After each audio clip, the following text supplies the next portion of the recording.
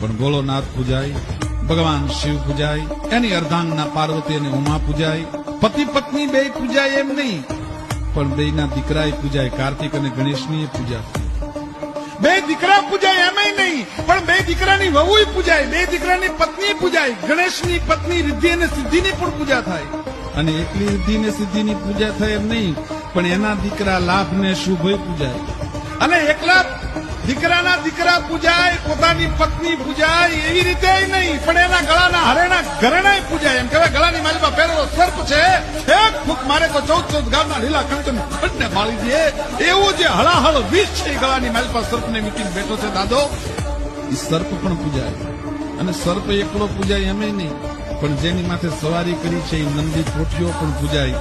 જેનું સમગ્રત્વ પૂજાતું હોય, જેના સમગ્રમાં એમ કહેવાય છે કે શુભત્વ અને શિવત્વ હોય, એને જ મહાદેવ કહેવાય. બીજાને